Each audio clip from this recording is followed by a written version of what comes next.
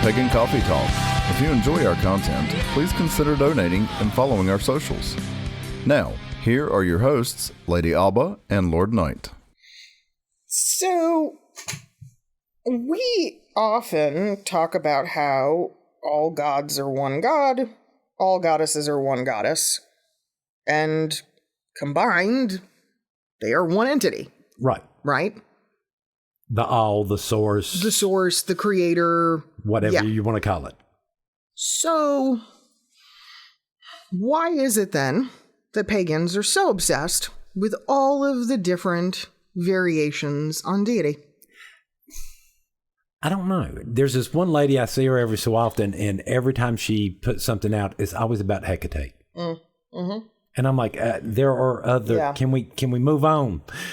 Why Hecate is a great goddess and all this, but she's not the. I'm not gonna mess with her. But she's not the sun and the moon.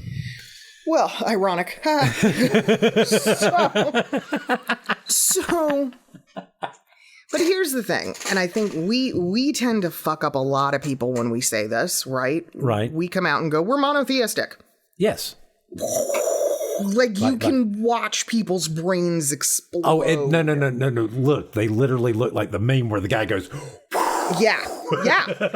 I mean, so knowing this, right, we go, oh, okay. Yeah, we're, for those of us who've been doing it a long time, we're monotheistic. You can keep stripping it away until you just get it down to this source idea. And you go, yeah, it has no gender. It has no personality. It has no one singular. To think that this thing is anything like us or thinks like us or behaves like us is absurd. Right. Again, for us to describe this would be like an ant trying to describe a UFO to one of us. But it's ironic because so much of pagandom is spent, witchcraft, whatever you want to call it, is spent around learning about, reading about, understanding different deities. Right.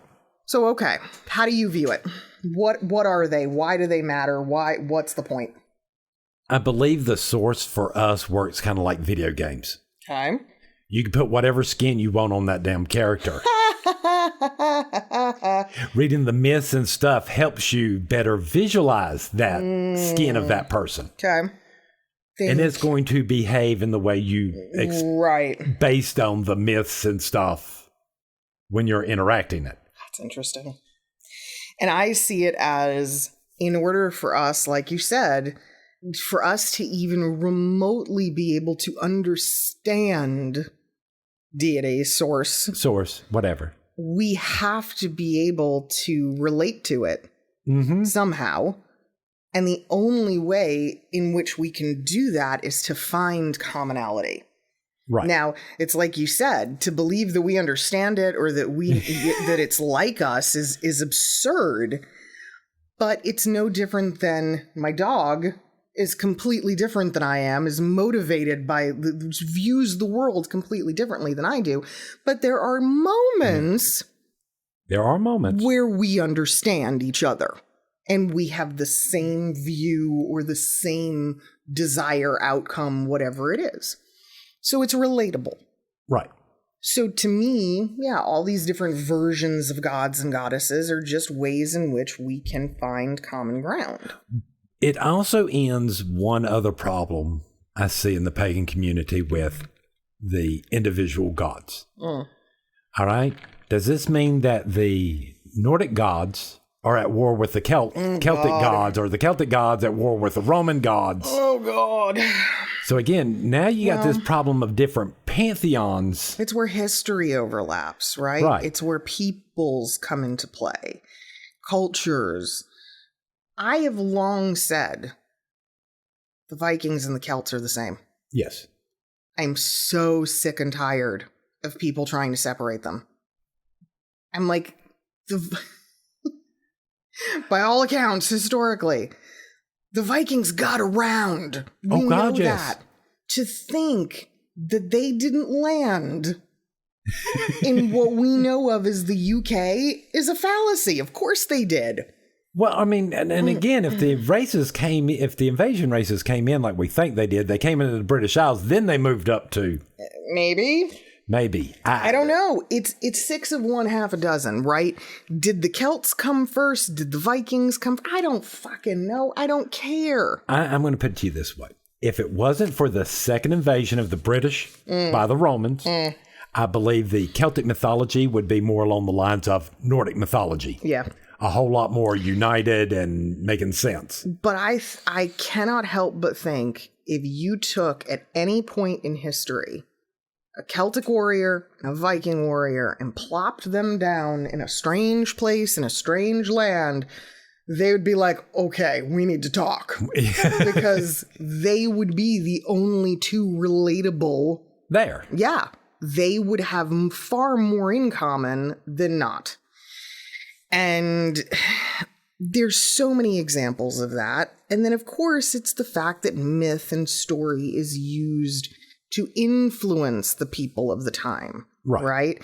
If Zeus told us to do this, then we do it. Right. So it was an easy way to manipulate your people. Right. To keep society and laws and rules and behaviors certain ways that you wanted. And we've seen that throughout time. It's not only in fable and it's in myth. The Bible does it. Well, I mean, we still have the whole entire problem is there might have been a guy named Hercules who might have been the strongest in his village. Sure. But after telling that story 50 times, you have to start. Yeah, at some point he becomes the son of Zeus. Right. I mean, totally. But I think the bigger thing that we see right now is that a lot of pagans, are obsessed with their particular pantheon. Mm-hmm. And they don't see beyond it, or they don't see beyond the gender lines. Or is it that they don't want to see beyond them? I think it's that they just don't. A lot of human beings, right, we're very rigid. Until we see it, it's not real. Right. Until we experience it, it's not real. So the gods, or the idea of them, it's so much greater than us. How could we ever experience that? How could we ever... Right? So we sort of get stuck in that idea. But it always strikes a nerve with me. It always kind of upsets me a little bit because I'm like, it doesn't matter. It just doesn't matter. Call her whatever you want. Call him whatever you want. I don't think they care. I don't think that's the point. Yeah. I mean, yes, you might have to call it something, and we might only be communicating with a fraction of a fraction of a deity, of the source itself. Right. So we have to put something on there. We got to put something between us and them. Because again, to me, this is the same problem that we have with the whole ego and id. The ego has to be formed to protect the id, which is nothing more than your soul. Right. That has no concept of how this world works. Right. Hence the reason why little kids are nuts. Nobody told them that they can't. Nobody told them that they can't. And they're still trying to figure this out. This is what causes that personality. I think this is the same process going on with the gods. Oh. Interesting. But on a larger scale. How do you think people begin to move beyond it? How do you think they begin to move beyond this idea of a specific deity or a specific confine for God and Goddess, and to begin to see them more universally? When you're sitting there and you're dealing with, and you're meditating, you're dealing with your actual soul, you start to realize, okay, a lot of people, me and you've discussed this, when we're in that state, we don't necessarily feel our gender, I guess. We don't feel one way or the other because it's a soul state. There is no gender. Yeah. It's pure energy. My vagina plays no part in that moment. In that moment. It's there, but whatever. Whatever. I'm paying about as much attention as my hair right now. I mean, I'm meditating and I'm... Yeah. again, this getting to this state, if you start to understand that this state is the same state with the gods, that these are not things we're having to bring them down to our level. Right. We're not moving up to their level. Interesting. We have to accept that we have spiritual bodies that are just energy.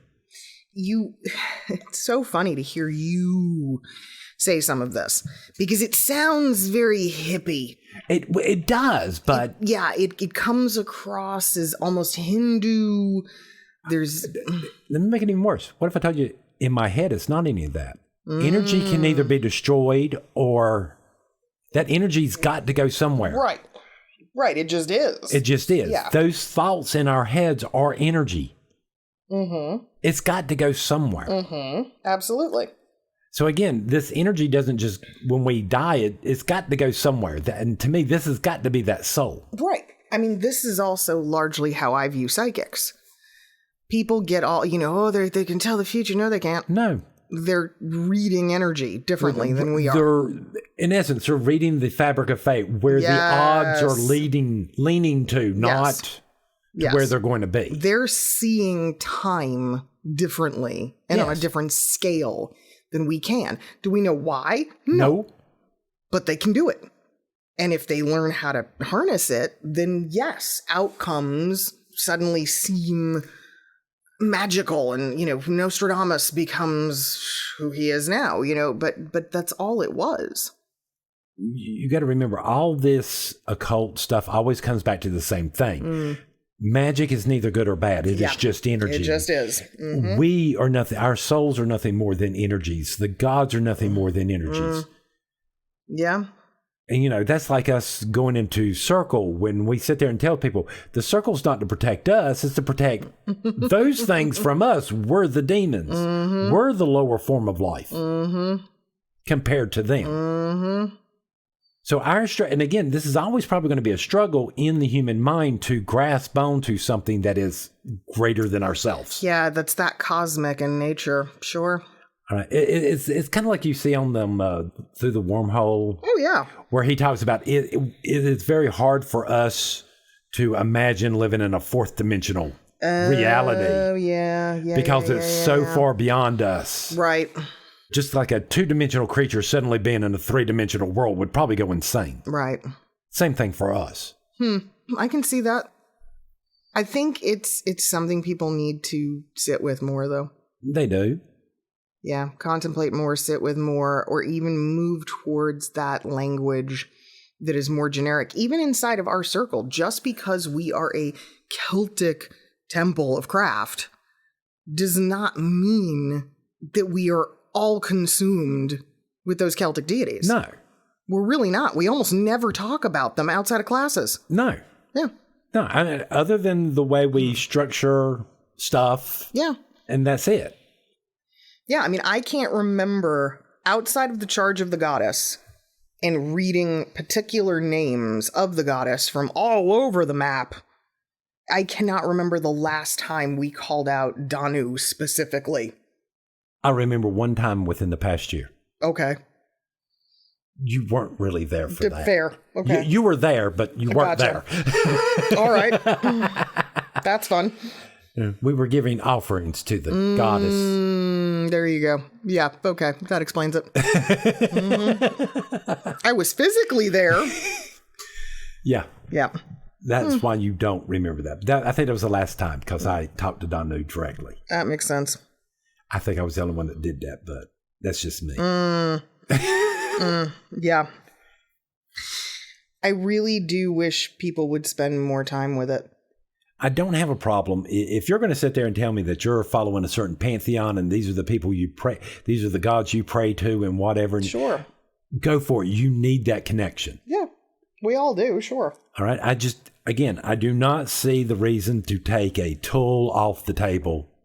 And for me to sit here, I know I've rubbed a lot of people wrong to refer to gods as tools, but why am I going to take wisdom and knowledge off the table? Just because I don't agree with religion? I need a double espresso for that one. Wow. That was nice. Let's get coffee. Okay. All right, I'm going to read you something. Okay. The greater the achievements in science, the more mysteries are explained. The more questions are answered, the less need there is for a god to provide answers. This was in direct relation to religion and miracles, mysteries, whatever you want to call them, and modern man and what's going to happen going forward. So when I heard that, my question became, because I do think there's truth in that statement. Yeah. Will there be any mysteries in the future? Will there be any left? Will science have revealed all there is to reveal? See, I find it hard to think of that because it seems like there will always be something else. Because right now, and again, it might be the times in which we live in, all the questions that science answers, there always seems to be more questions behind it. True. And it may just be a deeper meaning or look at things. But I mean, we can look back over the last couple hundred years and go, okay, things that people thought, right, were miraculous, were mysterious, were in direct relation to creator. Now, yeah, they're explained scientifically. And we look at that and we go, well, they were dumb. Or, you know, they didn't have the same knowledge that we have now. Well, but that's a misnomer. Let's look at religions. Let's look at Buddhist. Okay. Science already proven there are microscopic animals and stuff and viruses and water and all this other stuff. Yeah, they live on us. They live on us. And again, some of them can make us sick and if it's not done right. Well, sure. All right. But to get the water to where it's safe for us to drink, we have to kill off these bacteria. Right. In the Buddhist practice, you're not allowed to kill anything. So again, that's a good point. So they don't believe that these microscopic animals actually exist because that means that they are now killing something. That's interesting because, yeah.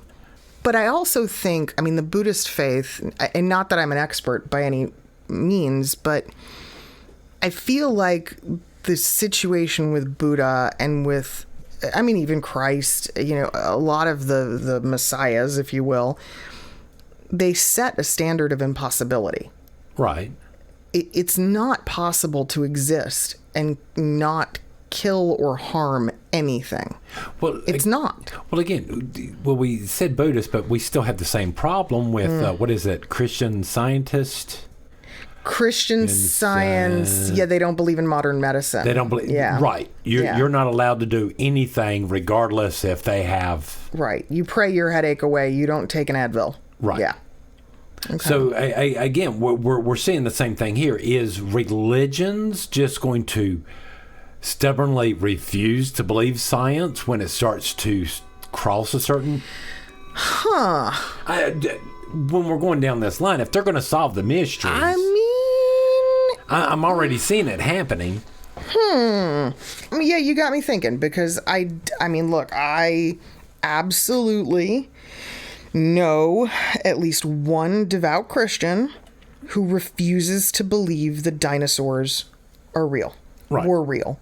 They are, in her mind, propaganda or some kind of falsification. That she doesn't believe they ever happened. She believes the Earth is 2,000 years old, right? That's the deal. My father believes the same thing, and that all the lizards and stuff were overgrown because the firmament and the whole 9 yards. We have the same thing. We don't want to believe science. We want to believe our religion. So again, here's where in the world I think you're going to have a problem in the future. Maybe not with paganism or witchcraft like we're talking about because... we tend to be a little bit more accepting. Well, but that's part of my point is that in that acceptance, are we going to hit a place where we go, there's nothing left, right? Well, because we're seeing it now, right? Modern society is pulling away from religion. People are less and less likely to be part of an organized religious practice. And part of what you see is like, look, I mean, I know people on all ends of the spectrum. I have a friend who's an atheist who, it's dumb. Religion is dumb. It's stupid. The whole thing is nonsense. It's science first, all that, which is fine. But I'm just like, oh, shit. Because we, for a long time, were considered, right, witches were considered knowledge keepers. Right. We had information, whether it be related to medicine, to astrology, timekeeping, seasonal changes. Oh, shit. The smithing, the very specific disciplines of jobs. Yeah, the crafts, literally. Yeah, they were considered sacred knowledge that only got passed down in a specific way. Now what? I mean, yes, I think there is going to come a time where science explains everything. But I think our problem is we don't look at religion in its proper context. Okay? What do you mean? Well, and I'm about to get all sorts of trouble. Oh, boy. If we look at the relationship between man and woman, all right, the real relationship there, the majority of the times the man turns out to be the provider, and it's the woman that injects the social aspects and responsibilities into the relationship. Yes. You with me? I agree. And social norms and stuff like this. This is religion's role in the bigger scope. Is that same thing of the women. It is our job to maintain social ethics and morals, not maintain knowledge and science. Interesting. We're supposed to be controlling the social norms, but we don't anymore. That's fascinating, because then when we get down to things like the preservation of craft and that very phrase, well, so what is it we're preserving? Right. We're preserving the ethics and the morals, like the ethics and morals of keeping your word, accepting responsibility, trying to maintain balance, following the laws of Lady Sheba. And this is where we're sitting there going, look, if you want to live a good life, okay, it's fine that we have all this stuff. So it becomes more philosophical. Right. And it becomes more about the individual. Well, I mean, it's not that it's any different now. It really is. It's the individual's role in society, and are they living a fulfilled life both in and outside of said society? Right. Interesting. It's very Henry David Thoreau. It's the transcendentalists and that whole movement. Yeah. So, well, again, when you start dipping your toes into the chaos, chaos is what you're going to get out. Because, again, everybody thinks chaos is this wonderful thing. They don't understand chaos is randomness for randomness. Yeah, and everybody right now is obsessed with chaos magic, which I'm like, stop it. Which again, we're still back to, if you understand chaos magic, there's no power there because it can be there, then it's not. Yeah. It is both there and not at the same time. Well, sure, but there are people who believe that it can be harnessed and that it can be directed, but then I'm like, then it's not chaos. It's not chaos. It suddenly becomes order. Right, it becomes orderly. So this is interesting, but you're right, because I mean, if you look at man as a chaotic being, religion strives to put some order in that into the chaos. Holy the chaos. Shit. It's about our behavior. It's about us, not about how we behave in society. So the mysteries then become internalized. Right. The mysteries become about the individual and their growth and how they experience it, not the understanding that when the equinoxes take place and day and night are balanced, these are the things we can anticipate for the coming season. But again, and we've gone past all that. But again, as we move into the future, and again, it's brought up before, what are you going to do when we're on Mars? What are you going to do when we're on other planets that don't have the exact same seasons and tidal forces we have here? Right. There's something else that potentially comes later. We don't know. We won't be here for that, but I think we'd be here in some form. Right. Well, it just makes me wonder, what will paganism look like in 100 years? Yeah, I mean, because we think about it now and we go, a lot of people who look at our religions and the various traditions, use words like reclaiming. Right. We're going backwards. We're trying to go back in time and stay connected to something older. Right. Yeah, I mean, it's interesting to think about how far back our future pagans going to go. Well, see, here's what blows my mind when we're talking about this concept. I don't think Gerald Gardner ever started out to be, quote unquote, Gerald Gardner. No. Do you see what I'm saying? I don't think so. So again, I look around at like what the people we have now. Who's going to be that person in 50 years from now? They're going to be like, oh, everybody was listening to. Yeah. Outside of Aleister Crowley, who was very calculated, Anton LaVey, who, again, very calculated individual, and maybe Sybil Leek. I feel like everyone else, it just sort of happened. They didn't mean for it to happen necessarily. It wasn't an agenda per se. Now, maybe their second generation, it turned into that. Maybe. But the majority of them, no.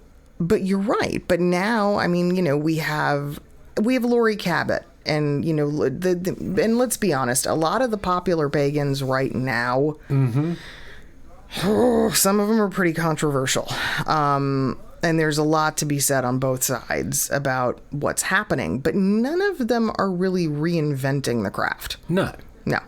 There's not a major movement. I think the closest we get is, interestingly, some of the work being done with gay witchcraft and gay men's magic and, you know, some of that, because that was largely unexplored. Right. I mean, there is a more man-driven movement inside paganism more than what there used to be. And, definitely. And this is a great thing as long as we keep it moving forward. But I don't have any issue with it. Yeah. I mean, but outside of that, I do think that at some point, and we're seeing a little bit of it, but still not enough, I think there will be more diversity inside of witchcraft. I think we will start to see more Black people reclaiming their magical roots. I would love to see that, to be fucking honest. I really do have days where I'm like, why are we so white? Why? I get it. I mean, I know it's migration. I know, right? It's European. There needs to be deprogramming on this. I'm sorry. I came to the conclusion a long time ago. This whole concept of race is a lie. Well, I know what you're saying, but I'm just looking at popular belief. We're not. So here, man, we are going all over the place. My issue with race is as follows. That's not possible. We are all the same species. Right. And if we are all the same species, then race is a misnomer. Right. Right. It's like you can have a breed, like a breed of dog. Right. But they're all still dogs. Thank you. And again, if we were really different species, our kids would be hybrids and would not be able to reproduce. So again, that ends. Yeah, no, you're right. I mean, I do think in the future, race as we know it now will eventually be just abolished. It's just nonsense. It's nonsense. But culturally, let's look at it that way. Okay. Culturally, yes, I would love to see more Black people involved. We have a lovely woman here in Charlotte who owns one of the major shops. She's a Black voodoo practitioner. I think she's phenomenal. But I mean, there's, you know, what about, I look at South America and I look at Latin Americans and that culture and I go, when is that going to happen? I've been waiting to hear more of their legends and myths. It's starting. Stuff. It's starting. But it still hasn't gone full mainstream. You know, I always kind of get upset when I meet people who clearly lived somewhere where Christian missionaries moved in and took over. Yeah. I think my favorite example of this is the Philippines. A lot of people that I meet who are Filipino and have Filipino ancestry, their families are Christian. And I go, what were they before that? And everybody kind of goes, what do you mean? And I'm like, What were they before a group of white people showed up and said, Jesus is great, and here's a bunch of free stuff, and we're going to build you a well and hand you Bibles? What did you believe before that? Because that's what I want to see happen. There are so many small countries that Christianity, I think, kind of wiped out. Well, Lord, men always their earlier faiths. Lord, men always talked about the missionaries who went up to the North Pole and talked to the Eskimos. Yeah. And the Eskimos were like trying to figure out how to go to hell because a place that was warm all the time was great. Yeah. I imagine those missionaries trying to untangle that knot. But it's the same thing, you know, the Native Americans and the Inuits, and, you know, it's exactly the same. They were Christianized. In a way, they were religiously colonized. And then you go, well, shit, there are loads and loads and loads of, I'm sure, magical methodologies and mythologies that we have yet to see come into the mainstream light. Well, how much did we actually lose during all this process? I mean, because they've been doing the same process all the way back to the British Isles. Yeah. There's probably some of it that's a lot older than that. I mean, but yes. And it's wild to think about what else is out there. So maybe that will be where some of this turns to. Maybe the mysteries will then be about revealing what was lost. Maybe. I don't know. I still always like to think there's always something else there. Well, realistically, until a god or a creator or a goddess, or, you know, whatever form it takes, I'm kind of gender neutralizing this right now, until it shows up in the room and starts to tell us all of the things that we don't have answers to, then, yeah, there's got to be something, because the reality is death is the greatest mystery. Death is the one we don't know.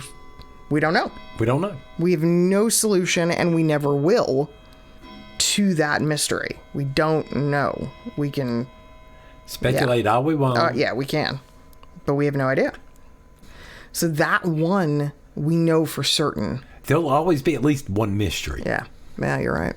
Wow. In that case, there will always be at least one. And for any witch, striving to learn that last mystery will always supersede everything else we do. Technically. But technically it can be, there's two then. Yeah. Because death is the ultimate mystery, but so is life. Now, I'm not talking about birth. I'm not talking about the, you know, like... No. Yeah, all of the scientific things we know. The whole journey. Right. Where does the soul come from? What animates, the thing? Right. What is that? We still don't know. Yeah. Well, I think my philosophy brain cells are dead for today. Yeah. I definitely need more coffee. And I'm hoping that we have... left people something to ponder over their next cup. Thanks for listening. Join us next week for another episode. Pagan Coffee Talk is brought to you by Life Temple and Seminary. Please visit us at lifetempleseminary.org for more information, as well as links to our social media: Facebook, Discord, Twitter, YouTube, and Reddit. We travel down this trodden path, a maze of stone and mire. Just hold my hand as we pass by a sea of blazing pyres. And so it is the end of our days, so walk with me till morning breaks. And so it is the end of our days, so walk with me till morning.